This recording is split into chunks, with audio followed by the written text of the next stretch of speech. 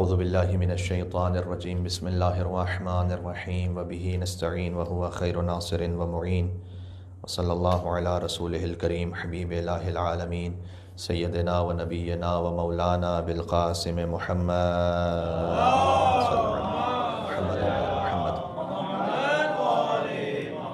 وعلى آلہ الطیبین الطاہرین المعصومین المظلومین المنتجبین المنتخبین المیامین سیما بقیت اللہ فی الارضین الذین اذهب اللہ عنہم الرجس وطہرہم تطہیرا اللہم صلی اللہ رحمت اللہ علی محبیہم واللعنۃ الدائمۃ علی اعدائہم اجمعین توسل از امام علی النقی علیہ السلام بسم اللہ الرحمن الرحیم یا ابا الحسن یا علی ابن محمد ایہا الہاد النقی یا ابن رسول اللہ یا حجت اللہ علی خلقہ یا سیدنا و مولانا انا توجہنا واستشفعنا وتوسلنا بک الی اللہ وقدمناک بین یدی حاجاتنا یا وجیہ عند اللہ اشفع لنا عند اللہ صلوات بر محمد و آل محمد اللہم صلی علی محمد و آل محمد۔ جشن امام علی النقی الہادی علیہ السلام کی مناسبت سے ایک اور پرزور بآواز بلند صلوات بید محمد و آل محمد اللہم صلی علی محمد۔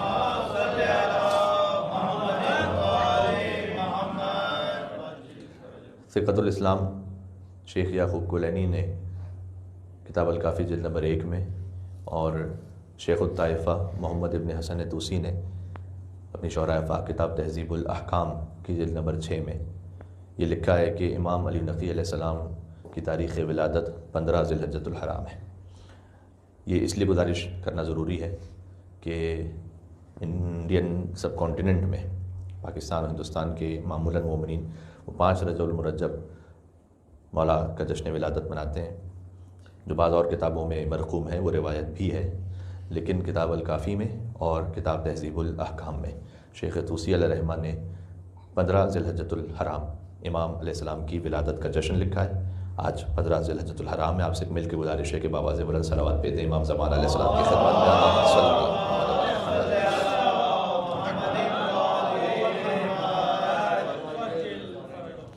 ایک مرتبہ کچھ بیسک معلومات کا ریویژن چاہتا ہوں بچوں کے لیے بھی، اور اس میں کچھ اہم نکات بھی ہیں۔ امام علیہ السلام کا نام ہے علی، مشہور لقب ہے امام کے نقی، ہادی، عسکری، اور ایک لقب وہ ہے کہ جو ہے تو بہت ہی لطیف اور خوبصورت، لیکن امام علیہ السلام نے منع فرمایا ایک مصلحت کے تحت اس زمانے میں جب امام علیہ السلام کا دور امامت تھا کہ اس لقب سے مجھے نہ پکارو، اور وہ ہے متوکل۔ متوکل خود امام کے القاب میں سے ایک لقب ہے امام کا۔ متوکل خود بنفس نفیس، اس کے معنی اچھے ہیں۔ اللہ عز و جل نے 3 مقامات پر قرآن کریم میں فَلْيَتَوَكَّلِ الْمُتَوَكِّلُونَ یہ 2 مقامات پر کہا ہے، اور يَتَوَكَّلُ الْمُتَوَكِّلُونَ ایک مقام پہ کہا ہے۔ بس توکل کرنا چاہیے اللہ پر توکل کرنے والوں کو۔ ان اللہ یحب المتوکلین سورہ آل عمران میں متوکلین کے ساتھ ہے، چونکہ یہ ایک اور فارمیشن میں مطلب وہ یہ کہ اللہ عز و جل محبت کرتا ہے توکل کرنے والوں سے، متوکلین سے۔ متوکلون کا سنگولر ہے متوکل۔ امام علیہ السلام نے اس خاطر منع فرمایا کہ بنی عباس کا 10واں بادشاہ عاشرہم اکفرہم، امیر المومنین نے اپنے زمانے میں آنے والے خلفاء کا ذکر کیا تھا کہ بنی عباس میں کون کون آنے والا ہے۔ اس میں یہ فرمایا تھا مولانا نے کہ ان کا جو 10واں ہوگا وہ سب سے بڑا کافر ہوگا۔ عاشرہم اکفرہم، ایک کافر ایک اکفر، جیسے کبیر سے اکبر، جیسے صغیر سے اصغر، ویسے کافر سے اکفر، بہت ہی بڑا کافر، بلکہ سب سے بڑا کافر وہ 10واں ہے، وہ سب سے بڑا کافر ہوگا۔ اور اسے بنی عباس کا یزید کہا جائے تو اس میں کسی قسم کا کوئی مبالغہ ایگزیجوریشن نہیں، بلکہ عین حقیقت ہے۔ اب اس کا چونکہ لقب ہے متوکل، اور امام علیہ السلام بھی متوکل ہی کے نام سے معروف ہو جاتے، جیسے ابھی امام نقی علیہ السلام کے نام سے معروف ہے، اگر متوکل کے نام سے معروف ہوتے تو امام کے فضائل اس کے نام میں لکھ دیے جاتے اور اس کے رضائل امام علیہ السلام کی زندگی میں لکھ دیے جاتے، اس لیے کہ مورخین تو درباری تھے، تو دو متوکل مکس ہو جاتے. اس لیے امام علیہ السلام نے کہا کہ اس زمانے میں مجھے متوکل کے نام سے یاد نہ کیا جائے. تو امام علیہ السلام کے القاب میں ہے نقی، یعنی جس میں تمام پاکیزگیاں سمٹ کر آ جائیں. عسکری، جو اللہ کے لشکر کا حامل ہو.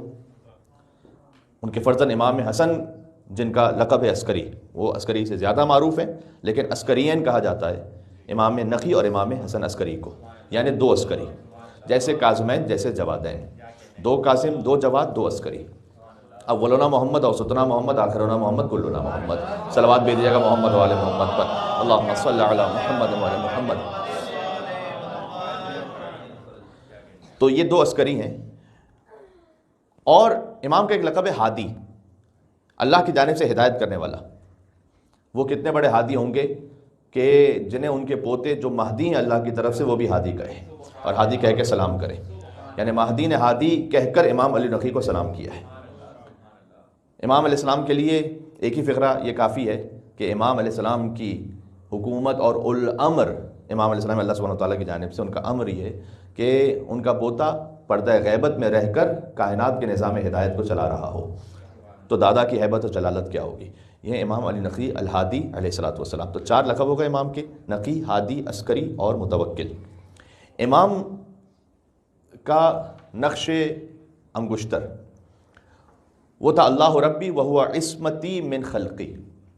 اللہ ہی میرا رب ہے اور وہ پناہ گاہ ہے اس کی مخلوق میں جو جو میرے ساتھ شر کرنے والے ہیں ان سے، وہ میرے لیے پناہ گاہ ہے. ایک اور امام علیہ السلام کا نقش انگشتر ہے. امام علیہ السلام کی انگشتری پر کیا نقش ہوتا تھا؟ اس میں ایک بہت خوبصورت بات یہ ہے کہ اوف العہود من اخلاق المعبود. اوف العہود کا مطلب ہے کہ وعدوں کو پورا کرنا. من اخلاق المعبود، معبود یعنی اللہ عز و جل، معبود کے اخلاق میں سے ہے کہ وعدوں کو پورا کیا جائے.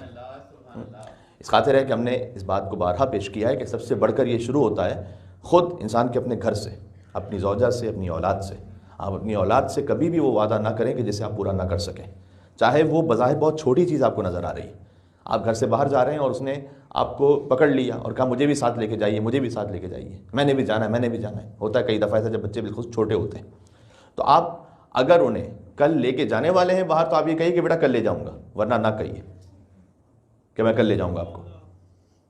اور اگر وہ آپ سے پوچھ رہا ہے کہ بابا کتنی دیر میں آپ واپس آئیں گے، اور آپ نے آنا ہے 4 گھنٹے میں اور آپ کہتے ہیں میں آدھے گھنٹے میں آ رہا ہوں، 15 منٹ میں آ رہا ہوں، تاکہ جان چھوٹ جائے. یہ اس کا نقصان پتہ ہے کیا ہے؟ اس کا نقصان یہ ہے کہ مولا علی علیہ السلام نے ارشاد فرمایا ہے کہ تم اپنے بچوں سے مذاق میں بھی جھوٹ نہ بولو، اس لیے کہ وہ تمہیں ہی اپنا رازق سمجھ رہے ہوتے ہیں.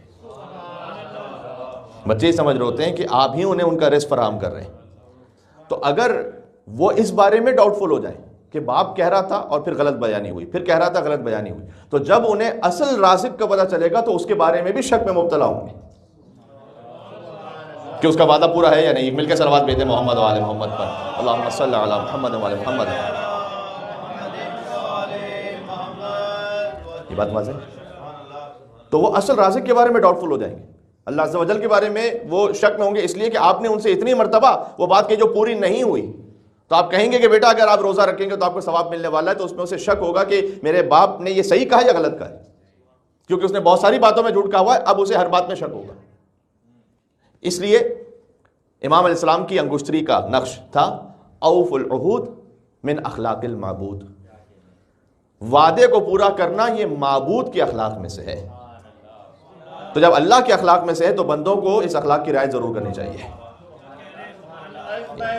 یہ اللہم صلی علی محمد.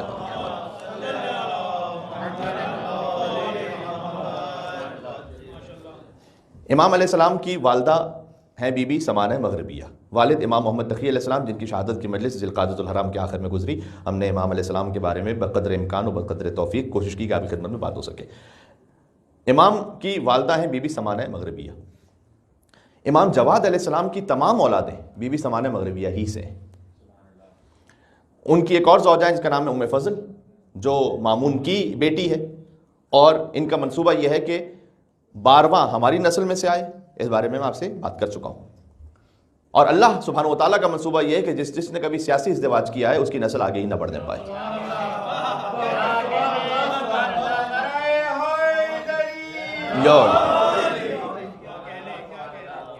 ایسا نہیں ہے کہ ائمہ علیہ السلام کی انہی ازواج کو اولاد ہوئی کہ جن سے نسل امامت آگے بڑھنا تھی، نہ، اور بھی ازواج کو اولاد ہوئی، لیکن وہ جو ازدواج تھے وہ امام علیہ السلام کی قدر و معرفت اور منزلت کو سمجھتے ہوئے تھے، لہذا ان سے اولاد عطا ہوئی.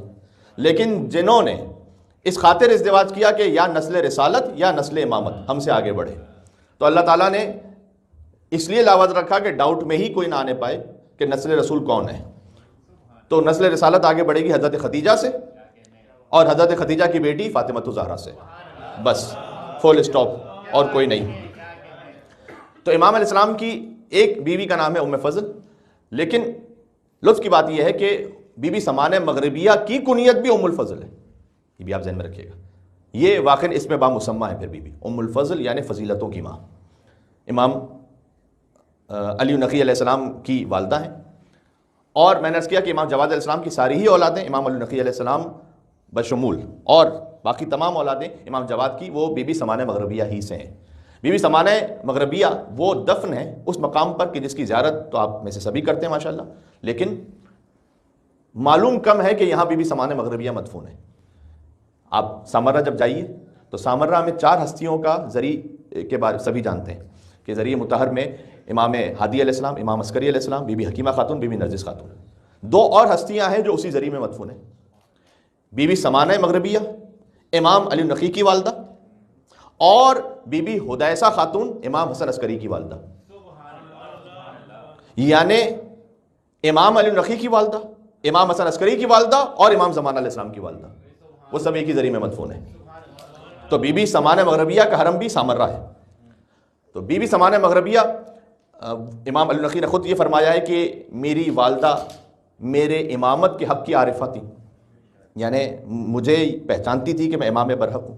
کوئی شیطان رجیم میری والدہ کے قریب پہنچ نہیں سکا، اور اللہ عز و جل نے عین اللہ سے ان کی حفاظت فرمائی. یہ بی بی سمانہ مغربیہ جن کے لیے صائمۃ النہار قائمۃ اللیل کثرت کے ساتھ لکھا ہوا ہے کہ سال بھر روزہ رکھنے والی اور سال بھر راتوں میں عبادت کرنے والی. امام علیہ السلام کی اپنی اولادیں، امام علی نقی کی جو اپنی اولادیں، ان کی ترتیب بھی اہل بیت علیہ السلام ہی کے ناموں پر ہے. محمد، علیہ، فاطمہ، نہیں فاطمہ نہیں، محمد، علیہ، حسن، حسین اور جعفر. اس لیے کہ امام کے جو سب سے بڑے بیٹے ہیں ان کا نام سید محمد ہے. پنجتن کے ناموں کی یہی ترتیب ہے. پھر امام کی بیٹی جن کا نام علیہ ہے، علی سے مؤنث ہو کے علیہ. امام کے بیٹے ہیں پھر امام حسن عسکری. حسین، وہ حسین کے جو چچا ہیں امام زمانہ علیہ السلام کے، اور امام زمانہ علیہ السلام اپنے چچا حسین ابن علی النقی کی آواز میں بات کیا کرتے تھے.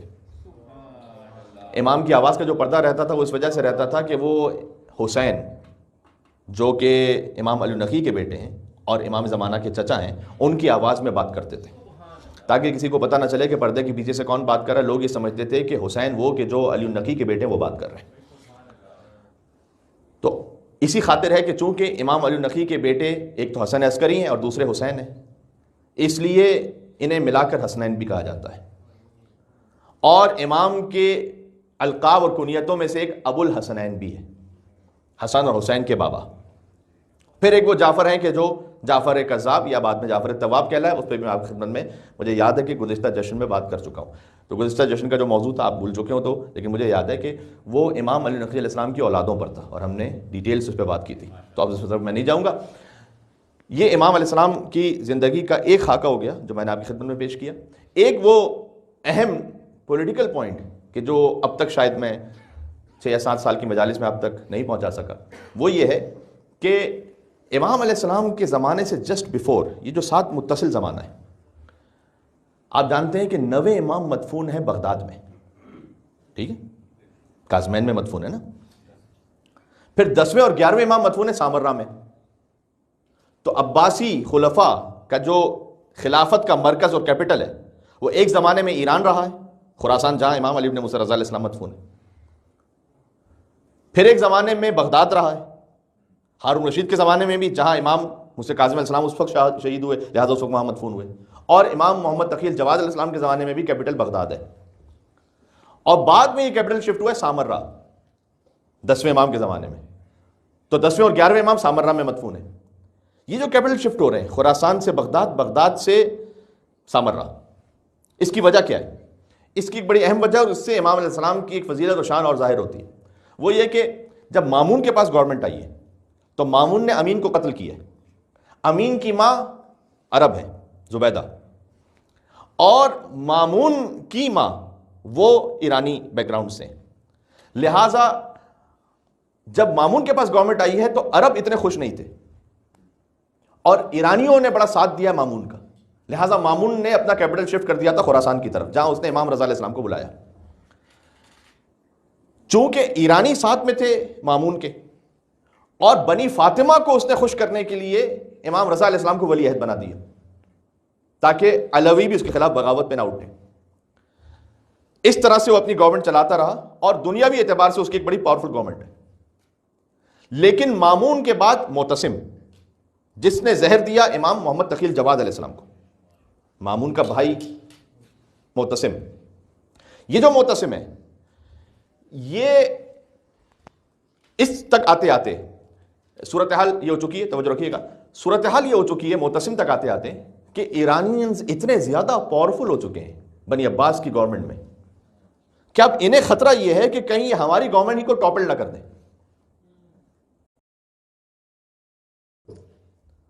اچھا، دوبارہ اور کہاں شفٹ ہو یہ پاور کا مرکز؟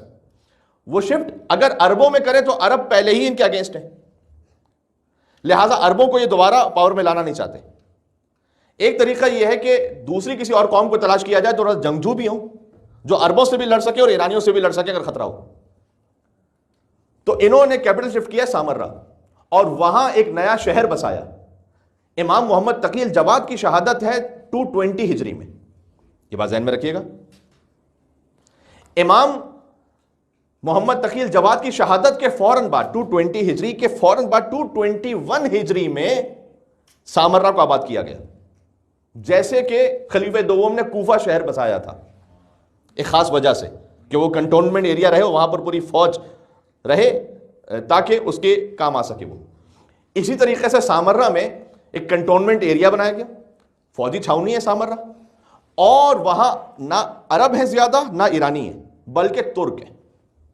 ادھر میں رکھیے گا، ترک انہیں معتصم عباسی کے زمانے میں اور اس کے بعد متوکل اور بعد میں جا کر معتز اور معتمد کے زمانے میں بہت زیادہ پاور دی گئی خلفاء بنی عباس میں سے جو ہیں. تو ترکوں کی بہت زیادہ اسٹرانگ ہولڈنگ تھی اس گورنمنٹ میں. اچھا، ترک جنگجو قوم، بظاہر اگر بعض نے اسلام کا کلمہ پڑھ بھی لیا تھا تو وہی جاہلیت والی ان کی عادتیں تھیں، اور اس خاطر ہے کہ سٹارٹ میں ترکوں کو انہوں نے لانے کی کوشش کی بغداد ہی میں. جب بغداد کیپٹل تھا تو ظاہر کیپٹل شفٹ کرنا آسان نہیں ہوتا، تو بغداد ہی میں عربوں اور ایرانیوں کو ہٹا کر ترکوں کو اسٹرانگ کیا جائے.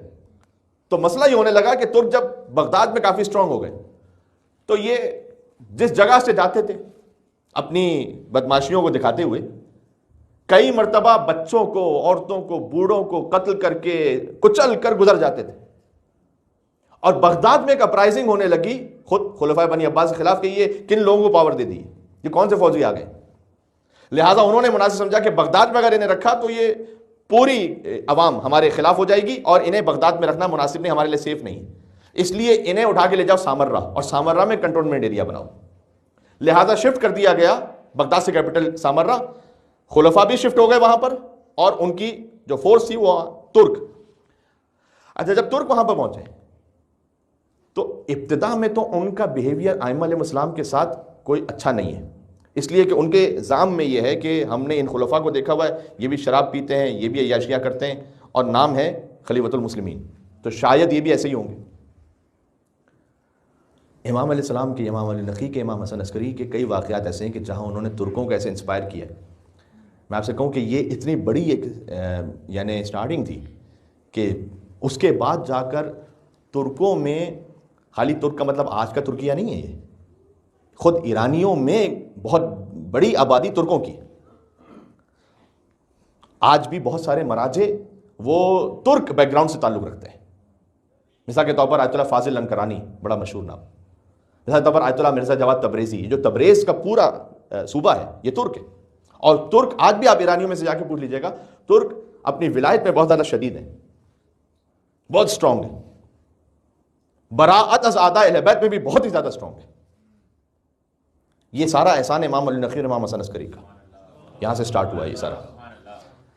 امام علی نقی علیہ السلام، ایک ترک آیا امام علیہ السلام کو مارنے کے لیے بھی آیا. ایسے بھی واقعات ہیں کہ مثلا متوکل نے 6-7 ترکوں کو شراب کے نشے میں بھیج دیا کہ جا کر علی نقی کو قتل کر دینا، اور وہ شراب کے نشے میں آئے اور امام علیہ السلام کے گھر میں کود گئے. اور جب امام کے گھر میں پہنچے ہیں تو کچھ دیر بعد باہر نکلے توبہ کرتے ہوئے، امام علیہ السلام کا ذکر کرتے ہوئے. تو متوکل نے پوچھا کہ میں نے تمہیں شراب کے نشے میں بھیجا تھا اس کو قتل کرنے کے لیے، اور تم آ رہے ہو باہر اللہ کا ذکر کرتے ہوئے اور اسی کے بارے میں فضائل پڑھتے ہوئے. تو انہوں نے جواب دیا کہ ہم کیسے اسے قتل کریں کہ ہم نے کئی مرتبہ صحراؤں میں اسے ہماری مدد کرتے ہوئے دیکھا ہے.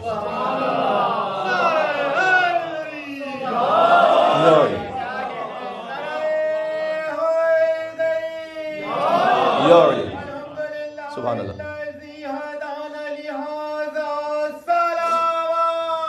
اللہم صلی اللہ.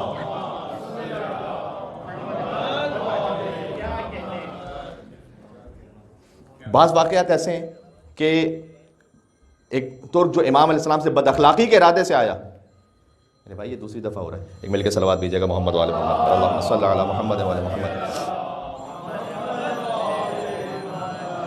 حضرت توجہ رکھیے گا، امام علیہ السلام کے بعد بد اخلاقی کی نیت سے آیا، اور دور سے دیکھنے والوں نے دیکھا کہ وہ کہ جو امام کی توہین کرنے کے لیے آیا تھا تو فوراً امام کے قدموں میں گر گیا. تو بعد میں لوگوں نے اسے پوچھا کہ یہ جب تو نے توہین کا ارادہ کیا تھا تو یہ اتنی عزت و اکرام کیوں بجا لایا فوراً ہی؟ کہ اس لیے کہ جب میں آ رہا تھا ان کے پاس تو انہوں نے مجھے اس خاص نام سے پکارا کہ جو میرا باپ مجھے پیار و محبت سے پکارا کرتا تھا، وہ نام جو کسی کو نہیں معلوم تھا. یہ کیا ہو رہا تھا؟ یہ ایک نئی قوم تیار ہو رہی تھی نصرت امام زمان علیہ السلام کے لیے. عربوں میں ایک گروہ تھا کہ جو محبان اہل بیت ہوں، ایرانیوں میں، اور اب ترکوں میں. ترکوں کا آغاز یہاں سے. یہ خدمت ہے امام علی نقی علیہ السلام کی.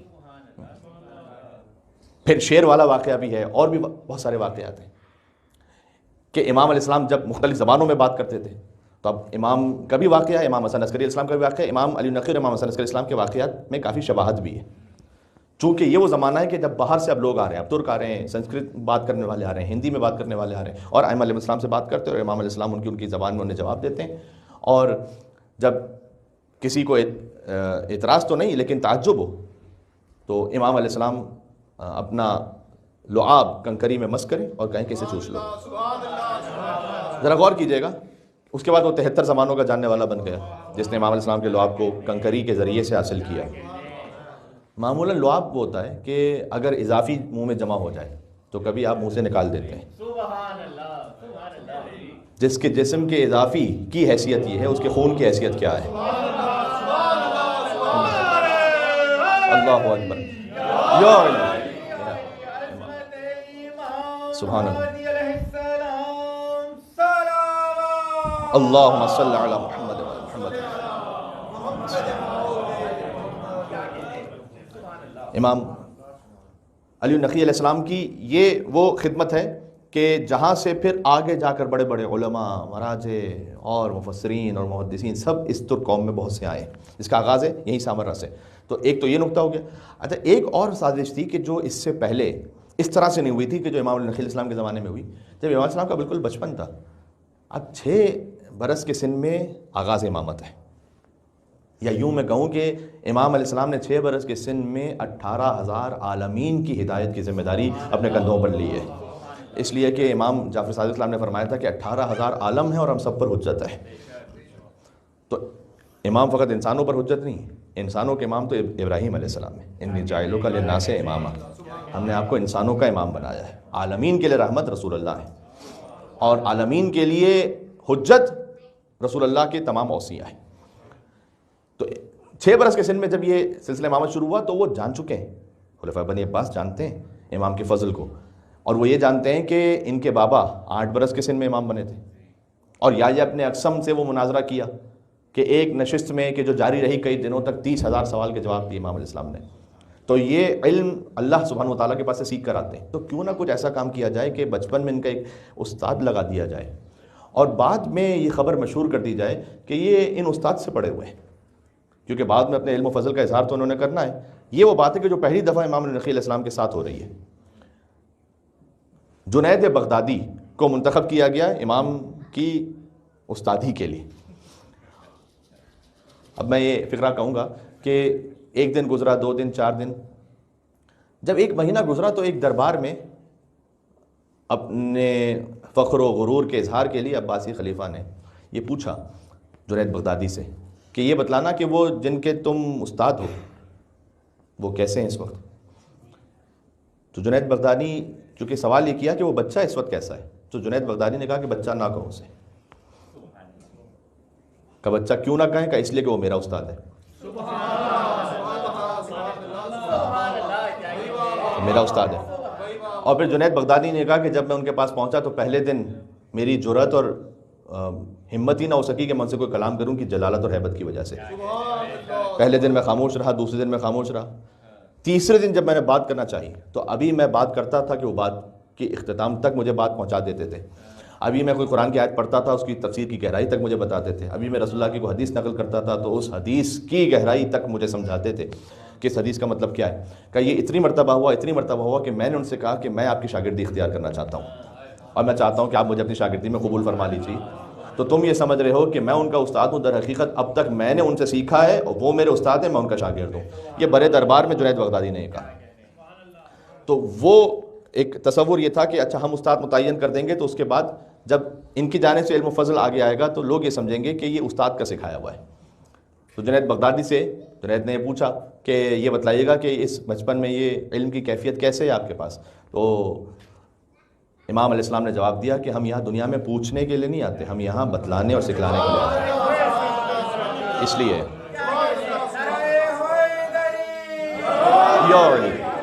سبحان اللہ.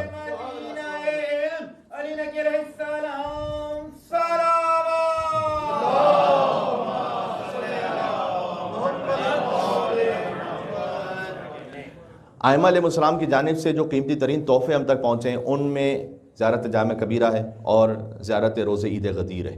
عید غدیر کا ذکر میں اس لیے کر رہا ہوں کہ اب عید غدیر آنے والی ہے اور آپ اپنے اوپر فرض سمجھتے ہوئے روز عید غدیر زیارت امیر المومنین علیہ السلام کو پڑھیں جو تعلیم کردہ امام علی نقی علیہ السلام ہے. امام علی نقی علیہ السلام کو لے جایا گیا مدینہ سے سامرہ. یہ 243 ہجری کی بات ہے. امام علیہ السلام کی ولادت 212 ہجری ہے، یعنی جب امام علیہ السلام کا سن تقریباً 21 برس ہے اس وقت امام علیہ السلام کو لے جایا گیا، بلکہ 31 برس ہے اس وقت امام علیہ السلام کو لے جایا گیا سامرہ. اور امام علیہ السلام جب وہاں پہنچے ہیں تو درمیان میں امام کا گزر ہوا کوفہ کی سرزمین سے. امام نے کہا کہ میں رکوں گا یہاں پر. روز عید غدیر آ گیا اس دن. یہ اللہ سبحانہ وتعالیٰ کے کرنے کے کام ہوتے ہیں کہ کب امام کا کس طرح سے سفر ہو اور کب امام علیہ السلام کو ایک فضیلت ظاہر کرنے کا موقع ملے. امام علیہ السلام غدیر کے دن پہنچے قبر امیر المومنین علی بن ابی طالب علیہ السلام پر. اس دن وہ زیارت پڑھی امام علی علیہ السلام کی. وہ زیارت کے بے مثال و بے نظیر زیارت ہے. 37 آیات ہیں اس ایک زیارت میں. امام علیہ السلام نے فقط سلام نہیں کیا اس زیارت میں اپنے مولا امام علی علیہ السلام کو، اس لیے کہ خود واقعی یوں کہتے تھے کہ السلام علیک یا مولا یا امیر المومنین. امام علی نقی فرماتے تھے کہ اے میرے مولا علی امیر المومنین علی بن ابی طالب علیہ السلام آپ پر سلام ہو. اور امام علیہ السلام نے اس زیارت میں امام کی فضیلت پر استدلال قائم کیا. 37 آیتوں کو پڑھا قرآن سے کہ جہاں مولا علی علیہ السلام کی فضیلت کا ذکر ہے. شیخ عباس قمی نے لکھا کہ غدیر غیر غدیر، دور یا نزدیک سے زیارت کو پڑھو، یعنی ہر پاسبلٹی میں، چاہے آپ حرم امیر المومنین میں ہوں تب بھی پڑھیں، چاہے دور ہوں تب بھی پڑھیں، غدیر کا موقع ہو تب بھی پڑھیں، غدیر کے علاوہ ہو تب بھی پڑھیں. تھوڑی سی تفصیلی زیارت ہے اس لیے آپ اگر ایک دن میں نہ بھی پڑھ پائیں تو اسے ٹکڑوں میں پڑھ لیجئے، لیکن پڑھیں ضرور. ایک مرتبہ کم از کم اس کا ترجمہ آپ گزاریں اپنی نظروں سے تو آپ خود محظوظ ہوں گے، اس لیے کہ فضائل مولا علی علیہ السلام بزبان امام علی نقی علیہ السلام. جس میں کوئی ڈاؤٹ نہیں ہے، جس میں کوئی شک نہیں ہے، ایگزیجوریشن کی کوئی گنجائش نہیں ہے، جو ہے وہ حق ہے، جو تھا وہ انہوں نے بیان کر دیا، پہلی بات۔ دوسرا تحفہ ملا زیارت جامع کبیرہ کا۔ اس زیارت جامع کبیرہ کے بارے میں بارہا میں آپ کی خدمت میں بات کر بھی چکا ہوں، ریکویسٹ بھی کر چکا ہوں کہ اسے بھی اپنے روٹین میں رکھیں۔ اگر ڈیلی روٹین میں نہیں رکھ سکتے تو ویکلی روٹین میں رکھیں، ویکلی روٹین میں نہیں رکھ سکتے تو منتھلی روٹین میں رکھیں کہ آپ زیارت جامع کبیرہ سے متصل رہیں، اس لیے کہ اہل بیت علیہ السلام کا شناس نامہ ہے، یعنی آئیڈینٹی کارڈ ہے۔ اگر آپ کو پہچان رکھنی ہے اہل بیت علیہ السلام کی، ایسی پہچان کہ جہاں پر کوئی شک نہیں ہے، کوئی ریب نہیں ہے، کوئی ڈاؤٹ نہیں ہے، تو آپ زیارت جامع کبیرہ کو پڑھیں۔ اور میں چاہتا ہوں کہ چونکہ امام علی نقی علیہ السلام کی ولادت کا جشن ہے، لہٰذا زیارت جامع کبیرہ سے کچھ فقرے آپ کی خدمت میں پڑھوں۔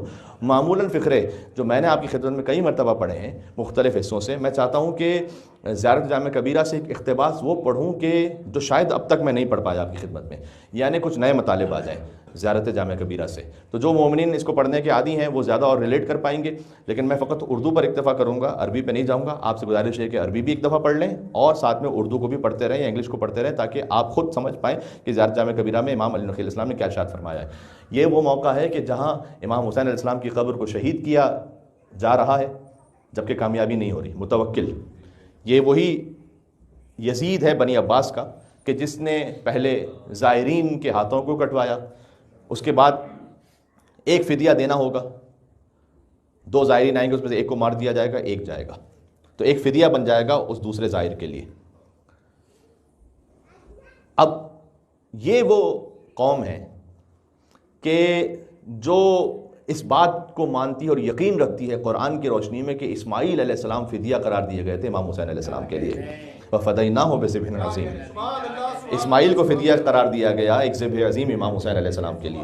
تو جب اسماعیل جیسے نبی کے لیے سعادت کی بات ہے کہ وہ حسین کے لیے فدیہ قرار پائیں، ہمارے لیے اس سے بڑی کیا شان اور منزلت ہوگی کہ ہم امام حسین علیہ السلام کے لیے فدیہ قرار پائیں۔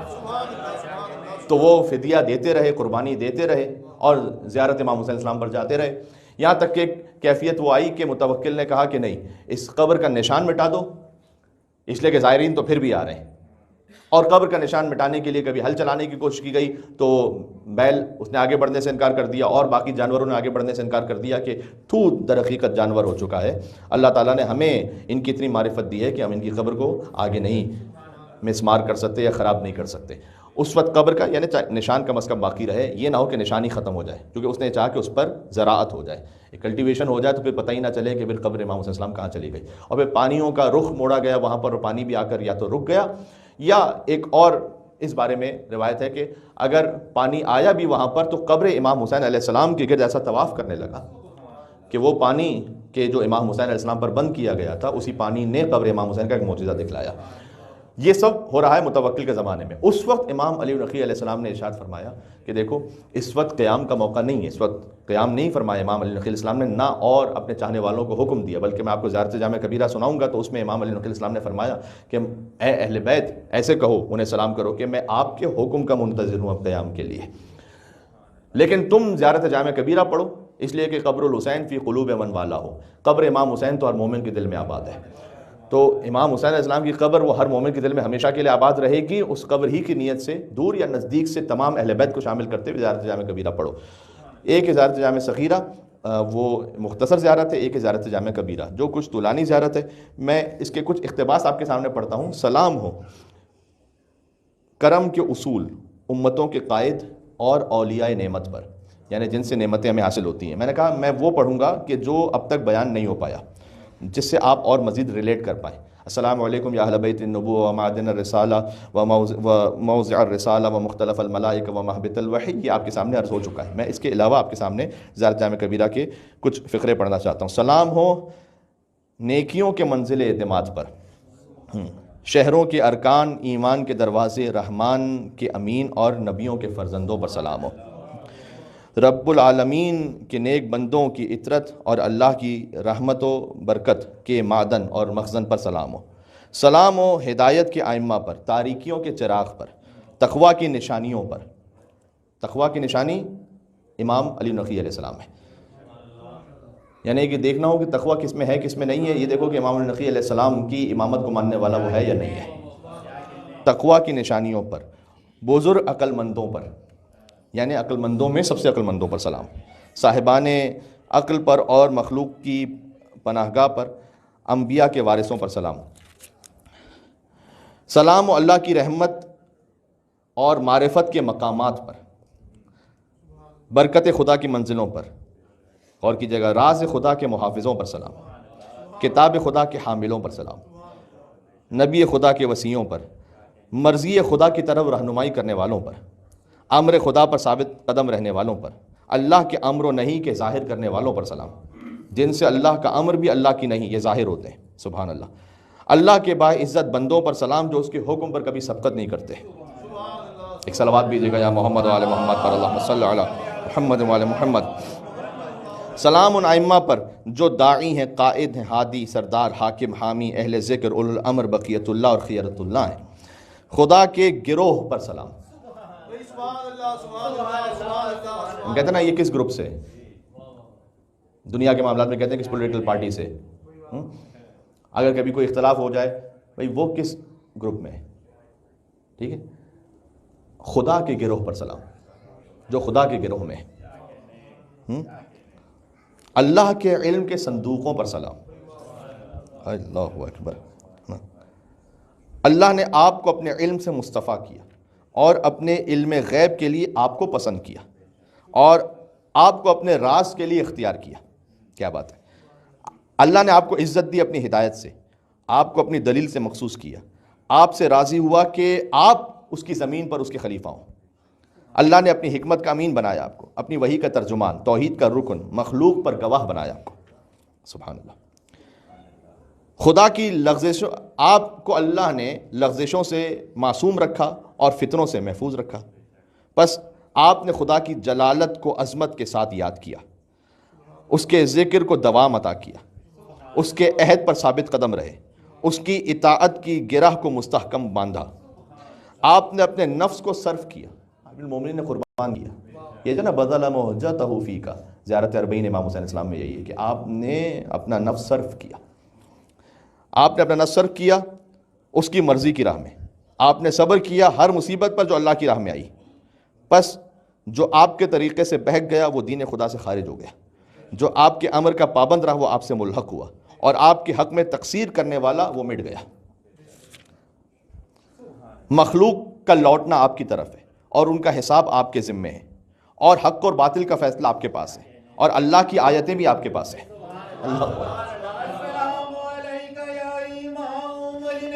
سبحان اللہ، اللہم صلی علی محمد۔ تعلیم کرتا ہے امام علی نقی علیہ السلام، آپ اس دار فانی کے گواہ ہیں اور دار بقا کی شفاعت کرنے والے ہیں۔ آپ وہ دروازہ ہیں جس کے ذریعے اللہ لوگوں کا امتحان لیتا ہے، کون اس دروازے تک آتا ہے کون نہیں آتا۔ جو آپ کے پاس آ گیا اس نے نجات پائی، جو نہ آیا وہ ہلاک ہو گیا۔ جس نے آپ سے رابطہ استوار کیا اور جس نے آپ کا اتباع کیا پھر جنت اس کی منزل ہے، اور جس نے آپ سے آپ کی طرف پناہ لی وہ محفوظ ہو گیا۔ میں گواہی دیتا ہوں کہ یہ مقام ہمیشہ آپ کے لیے سابق میں ہے اور لاحق میں رہے گا۔ بڑا اہم ہے اب یہ کہ آپ کی روحیں، آپ کا نور، آپ کی طینت ایک ہے، اور پاکیزگی اور طہارت میں بعین ہی ایک دوسرے کی طرح ہے۔ ہمارا جسم ویسے پاک نہیں ہے جیسے ہماری روح پاک ہے، ہمارے جسم کثیف ہیں، لیکن امام علیہ السلام نے زیارت میں فرمایا کہ ایسے کہو سلام میں کہ آپ کی طینت، آپ کی ارواح، آپ کے اجسام ویسے ہی پاک ہیں، ایک دوسرے کی طرح پاک ہیں۔ خدا نے آپ کو نور کی صورت میں پیدا کیا، پس آپ کو اطراف عرش میں قرار دیا، یہاں تک آپ کے ذریعے اللہ نے ہم پر احسان کیا، پس آپ کو قرار دیا ایسے گھر میں جس کی بلندی کا حکم اللہ نے دیا ہے اور جس میں اللہ کا تذکرہ ہوتا رہتا ہے۔ ہمارے درود و سلام و آپ پر، سبحان اللہ، کہ اللہ نے اس محبت کو ہمارے دل میں رکھا یا ہمارے نفس میں رکھا جس سے ہم کو مخلص کر دیا گیا۔ یہ ہمارے نفس کی پاکیزگی کے لیے، ہمارے تزکیہ نفس کے لیے، گناہوں کے کفارے کے لیے، سبحان اللہ۔ بس خدا نے آپ کو اہل کرامت کا شریف ترین مقام اور مقربین کی اعلیٰ ترین منزل عطا فرمائی، ایسی بلندی کہ جس کے لیے کوئی اور راہ نہیں ہے، یعنی ایسا نہیں کہ کوئی سیکھ کے وہاں تک پہنچ جائے گا، کوئی کوشش کر کے وہاں تک پہنچ جائے گا، نہ اس سے پہلے کسی کو وہاں پہنچایا گیا، نہ اس کے بعد اس مقام کے لیے کوئی لالچ کر سکتا ہے۔ یہاں تک کہ کوئی ملک مقرب، کوئی نبی مرسل، کوئی صدیق، کوئی شہید، کوئی عالم، کوئی جاہل، کوئی پست، کوئی بلند، کوئی مومن صالح، کوئی فاجر و بدبخت، کوئی جبار عنید، کوئی شیطان، اور تیری مخلوق میں سے کوئی ایسا نہیں کہ جس کے سامنے تو نے ان کی عظمت نہ ظاہر کر دی ہو۔ سب کے سامنے سبحان اللہ۔ یا علی، میرے ماں باپ آپ پر قربان ہوں، اور میرے اہل و عیال اور میرا مال اور خاندان والے آپ پر قربان ہوں۔ میں خدا کو اور آپ کو گواہ بنا کر کہتا ہوں، میں آپ پر ایمان رکھتا ہوں، اور جس پر آپ ایمان رکھتے ہیں میں اس پر ایمان رکھتا ہوں۔ یہ عقیدہ کتنا اچھا ہو گیا، جس پر آپ ایمان رکھتے ہیں میں اس پر ایمان رکھتا ہوں۔ 100% آپ سیکیور ہیں۔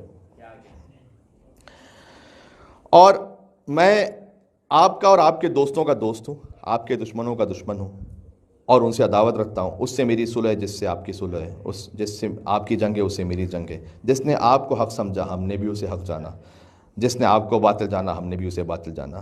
آپ کا موتی ہوں، آپ کے حق کا معترف ہوں، آپ کے عہد ولایت سے وابستہ ہوں، آپ کے امر کا منتظر ہوں، آپ کی حکومت کے لیے چشم بھرا ہوں۔ جب آپ حکم دیں گے تو میں قیام کروں گا۔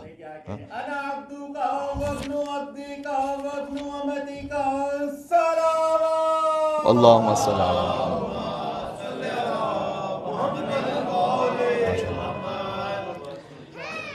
یا علی، میں آپ کا قول قبول کرنے والا ہوں، آپ کی بارگاہ میں پناہ چاہنے والا ہوں، آپ کا ظاہر ہوں، آپ کی قبر پر پناہ لینے آیا ہوں۔ میرا دل آپ کے لیے جھکا ہوا ہے، میری رائے آپ کے تابع ہے، اور میری مدد آپ کے لیے حاضر ہے، یہاں تک کہ آپ کے ذریعے خدا دین کو زندہ کر دے۔ سبحان اللہ۔ تو ہم آپ کے ساتھ ہیں، فقط آپ کے ساتھ ہیں، آپ کے غیر کے ساتھ نہیں ہیں۔ آپ پر ایمان لے کر آیا، آپ کے آخری فرض سے اسی طرح محبت کرتا ہوں جس طرح آپ کے پہلے فرض سے محبت کرتا ہوں۔ آپ کے دشمنوں سے برات کر کے اللہ کی طرف آنا چاہتا ہوں۔ اہل بیت کے دشمنوں سے برات اللہ کی قربت کے لیے بے شمار، اور جبت اور طاغوت اور شیاطین کے ان گروہوں سے جو آپ پر ظلم کرنے والے ہیں میں ان سے بیزار ہوں۔ آپ کے حق کے منکروں سے بیزار ہوں جو آپ کی ولایت سے خارج ہیں، اور میں بری ہوں آپ کے علاوہ تمام وسیلوں سے، یعنی آپ کے وسیلے کے علاوہ مجھے کوئی اور وسیلہ نہیں چاہیے۔ میں بری ہوں آپ کے علاوہ تمام وسیلوں سے، آپ کے علاوہ تمام پیشواؤں سے، اور ان اماموں سے جو جہنم کی طرف لے جاتے ہیں ان سے میں بری ہوں۔ بس خداوند عالم مجھ کو ثابت قدم رکھے جب تک میں زندہ رہوں آپ کی ولایت پر، آپ کی محبت پر، آپ کے دین پر۔ امام علی نقی فرما رہے ہیں کہ ایسے دعا کرو، اور مجھ کو توفیق عنایت کرے آپ کی اطاعت کی، اور مجھ کو آپ کی شفاعت کا رزق دے، اور مجھ کو آپ کے اچھے دوستوں میں قرار دے جو آپ کا اتباع کرنے والے ہوں، اور مجھ کو قرار دے ان لوگوں میں جو آپ کے آثار یعنی آپ کی حدیثوں کے ساتھ ہوں، آپ کی راہ پر چلنے والے ہوں، اور آپ کے ساتھ قیامت میں محشور ہوں، کہ جن کی آنکھیں ٹھنڈی ہو جائیں گی آپ کے دیدار سے۔ قیامت میں جب دیکھیں گے امام علی نقی علیہ السلام کو، ان کے آباء و اجداد کو، اور ان کے ابنائے طاہرین کو، تو اللہ تعالیٰ مجھے ان میں سے قرار دے کہ جن کی آنکھیں ٹھنڈی ہو جائیں آپ کے دیدار سے۔ میرے ماں باپ آپ پر قربان ہوں، میرے اہل و عیال اور مال سب آپ پر قربان ہو۔ جس نے اللہ کا ارادہ کیا اس نے آپ سے شروع کیا، جس نے اللہ کو ایک جانا اس نے آپ سے قبول کر کے جانا، جس نے خدا کا قصد کیا وہ آپ کی طرف متوجہ ہوا۔ اے ہمارے اولیاء یعنی اے ہمارے مولا، آپ کی تعریف کا احصاء کاؤنٹ نہیں ہو سکتا، میں مدح میں آپ کی حقیقت تک نہیں پہنچ سکتا، اور نہ توصیف کرنے میں آپ کی قدر و منزلت تک آ سکتا ہوں۔ آپ نیکیوں کے نور ہیں۔ نیکی جو آپ کو انجام دیتے ہیں نا، یہ بارز معذرت تھوڑا سا طولانی ہو گیا، لیکن میں چاہتا تھا کہ اس کا ترجمہ ایک دفعہ آپ تک پہنچ جائے اسی طرح سے۔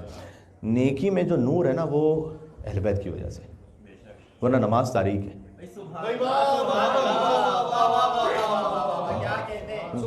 کاش وقت ہو تو ایک ایک جملے کو تشریح کے ساتھ بیان کیا جائے۔ نیکیوں کے نور پر سلام، یعنی نیکی میں نور اس وقت تک نہیں جب تک کہ وہ اہل بیت علیہ السلام کی محبت سے جڑی بھی نہیں ہے وہ نیکی۔ صدقے میں نور ہے اہل بیت کی ولایت کی وجہ سے، کسی غریب کی مدد میں روشنی ہے اہل بیت علیہ السلام کی محبت کی وجہ سے۔ تو آپ نیکیوں کے نور ہیں، نیکیوں کے ہادی، خدائے جبار کی حجت ہیں۔ آپ ہی کے ذریعے خدا نے عالم کو شروع کیا، آپ ہی پر ختم کرے گا، آپ کی وجہ سے بارش نازل کرتا ہے، آپ کی وجہ سے آسمان کو روکے ہوئے کہ وہ زمین پر نہ گر پڑے۔ ہر شریف نے آپ کے شرف کے سامنے گردن جھکا دی، اور ہر متکبر نے آپ کی اطاعت کے آگے سر جھکا دیا، اس لیے کہ اللہ نے جھکوایا، اور ہر جابر آپ کے فضل کے سامنے سر تسلیم خم ہو گیا، اور زمین چمکی آپ کے نور سے، اور کامیاب ہونے والے کامیاب ہوئے آپ کی ولایت سے۔ جس نے آپ کی ولایت کا انکار کیا اس پر اللہ کا غضب ہو۔ اور آپ کا نام تمام ناموں میں ہے، آپ کا جسد پاک تمام جسموں میں ہے، آپ کی روح پاک تمام روحوں میں ہے، آپ کا نفس تمام نفسوں میں ہے، آپ کے آثار تمام آثار میں ہیں، آپ کی قبریں تمام قبروں میں ہیں۔ اللہ عز و جل جانتا ہے کہ اس کی کیا گہرائی ہے۔ آپ کا نفس کتنا کریم ہے، اور کتنی عظیم ہے آپ کی شان، اور کتنی جلیل ہے آپ کی قدر و منزلت، اور آپ کا عہد کتنا وفا سے متصل، اور آپ کا وعدہ کتنا سچا ہے۔ آپ کا کلام نور ہے، آپ کا امر ہدایت ہے، آپ کی وصیت تقویٰ ہے، آپ کا فعل خیر ہے، آپ کی عادت احسان ہے، آپ کی فطرت کرم ہے۔ میں کیوں آپ کی بہترین تعریف کر سکتا، کیوں کر سکتا، یعنی میں کیسے آپ کی کما حقہ تعریف کر سکوں اور آپ کے شؤون جمیلہ کا احصاء کر سکوں، جب کہ آپ ہی کی وجہ سے تو اللہ نے ہمیں ذلت سے نکالا ہے اور ہم کو غموں کی شدت سے دور رکھا ہے۔ میرے ماں باپ اور میری جان آپ پر قربان ہو، آپ کی ولایت کے ذریعے اللہ نے ہم کو حقائق دین سکھلائے ہیں اور اصلاح کی ہے ہماری دنیا کے فاسد امور کی۔ آپ کی ولایت کے ذریعے واجب اطاعت قبول ہوتی ہے۔ بات ختم ہو رہی ہے۔ جو واجب اطاعت ہے وہ آپ کی ولایت کے ذریعے سے قبول ہوتی ہے۔ تو اے اللہ تو ہم کو گواہوں میں لکھ دے جو اس بات کی گواہی دینے والے ہیں۔ ہمارے پروردگار ہمارے دلوں کو ہدایت کے بعد ٹیڑھا نہ ہونے دینا، اور ہم کو عطا کرنا اپنے پاس سے رحمت، کہ تو رحمت کا عطا کرنے والا ہے۔ اے خدا کے ولی، ہم امام علی نقی کو پکار رہے ہیں، میرے خدا عز و جل کے درمیان کچھ گناہ ہیں جو سوائے آپ کی رضامندی کے محب نہیں ہو سکتے۔ تو ذات کے حق کا واسطہ جس نے آپ کو راز کا امین بنایا، آپ جانتے ہیں میرے رازوں کو، اور بندوں کے امور کا سرپرست بنایا، اور آپ کی اطاعت کو اپنی اطاعت سے ملا دیا، کہ آپ میرے گناہوں کے لیے بخشش طلب کریں اے امام علی نقی، اور آپ میرے شفیع ہو جائیں۔ میں دل سے آپ کا مطیع ہوں۔ خدایا اگر میں محمد اور اہل بیت اطہار علیہم السلام سے زیادہ قریب شفیع پا لیتا تو ان کو شفیع قرار دیتا۔ اب ان کے حق کا واسطہ دے کر جن کی اطاعت کو تو نے لازم کیا ہے، میں تجھ سے سوال کرتا ہوں کہ مجھ کو ان کی معرفت رکھنے والوں میں شمار فرما دے، اور اس گروہ میں کہ جو ان کی شفاعت سے رحمت پا چکے ہوں۔ بے شک تو سب سے زیادہ رحم کرنے والا ہے۔ اللہ کا درود و سلام ہو حضور مکرم ان کی آل پاک پر، اور ہمارے لیے خدا کافی ہے، وہی بہترین وکیل ہے۔ یہ زیارت جامع کبیرہ کے منتخب حصوں کا ٹرانسلیشن تھا جو تعلیم کردہ امام علی نقی علیہ السلام ہے۔ مولا کی عظمتوں پر ایک مل کے اور صلوات بھیجے گا۔ اللہم صلی علی محمد و علی محمد۔ تو اپنی زندگی کے روٹین میں رکھیں۔ آپ اسے ایک دفعہ پڑھیں گے، 2 دفعہ 3 دفعہ، آپ کے ذہن میں بھی بیٹھ جائے گا، اس کا ترجمہ تھوڑا سا آپ کے لیے اور ملموس ہو جائے گا، باتیں اور زیادہ کلیئر ہو جائیں گی۔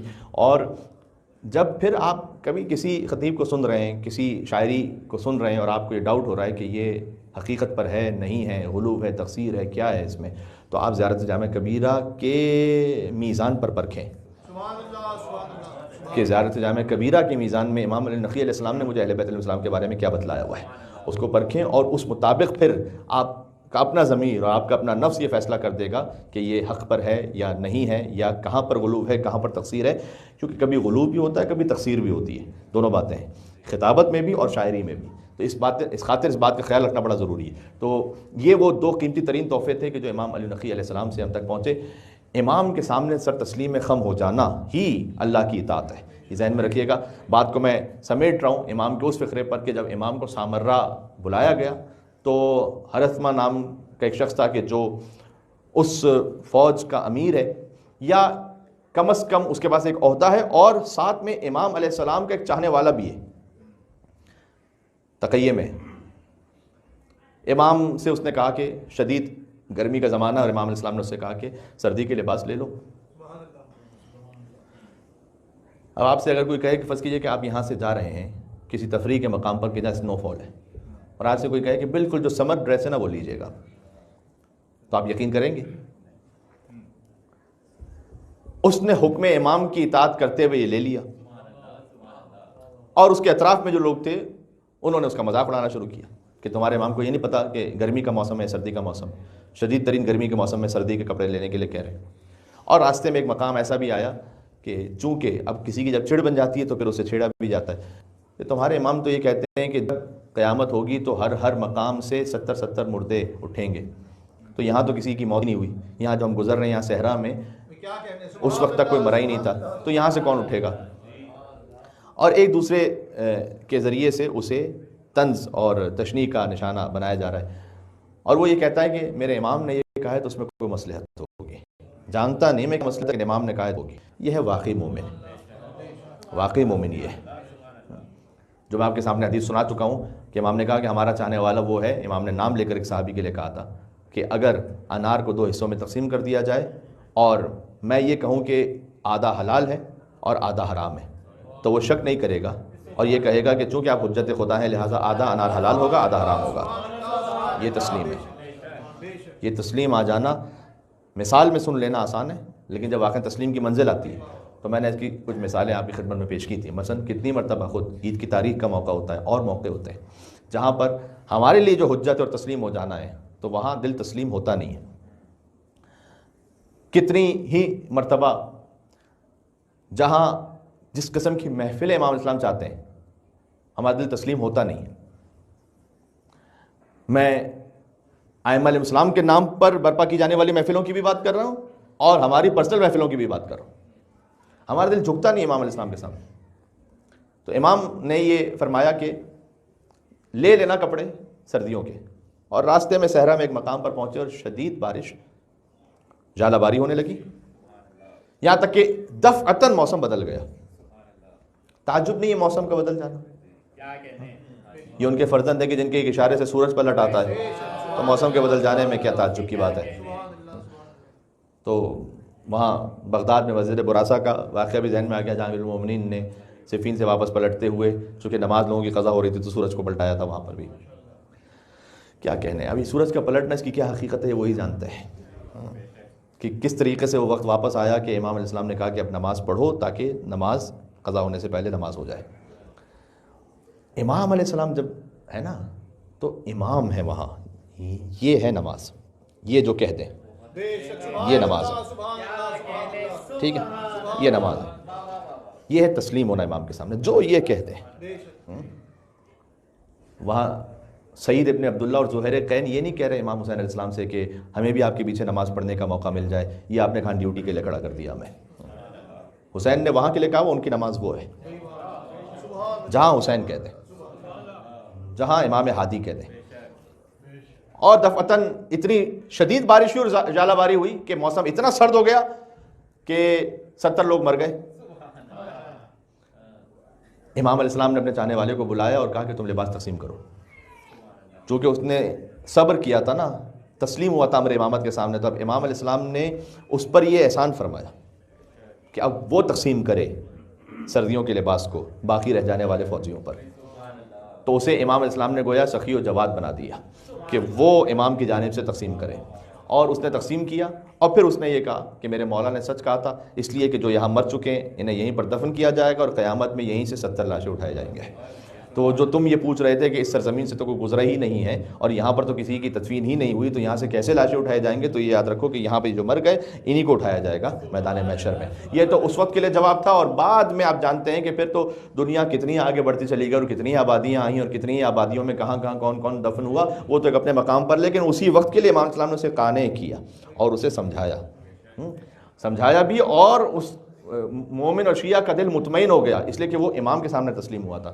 تو امام علی النقی علیہ السلام کے جشن کا اختتام کریں گے اس بات سے کہ امام علیہ السلام کے پوتے حضرت حجت حضرت مہدی عجل اللہ تعالیٰ فرجہ الشریف کے ظہور پر نور میں تعجیل ہو، ہم امام کے منتظرین میں قرار پائیں، اس لیے کہ امام کے منتظرین میں ہونا خود ایک بہت بڑی فضیلت ہے ائمہ علیہ السلام کی حدیث کے مطابق۔ آپ انتظار کرنے والے ہوں اس وقت کا، خود یہ زیارت جامع کبیرہ کا بھی پیغام ہے۔ پروردگار ہمیں امام حسین علیہ السلام کا عزادار بنا، حضرت حجت کا منتظر بنا، علی بن ابی طالب علیہ السلام کا شیعہ قرار دیتے ہوئے ہمیں میدان محشر میں حاضر ہونے کی توفیق عطا فرمائے۔ امام علی نقی علیہ السلام کے جشن ولادت پر دعا کرتے ہیں کہ ہمیں سامرہ کی زیارت عطا فرمائے، اور امام کی شفاعت سے ہمیں قبر میں، برزخ میں اور میدان محشر پر بہرہ مند فرما۔ ربنا تقبل منا انک انت السمیع العلیم بجاہ محمد و آلہ الطیبین الطاہرین۔ حضرت امام علی نقی الہادی علیہ السلام کی عظمتوں پر آپ جو تشریف فرما ہیں 3 مرتبہ ہدیہ صلوات بھیج دیجیے گا علیہ السلام کی خدمت میں۔ اللہم صلی علی محمد و آل محمد، اللہم صلی علی محمد و آل محمد، اللہم صلی علی محمد و آل محمد وعجل فرجہم۔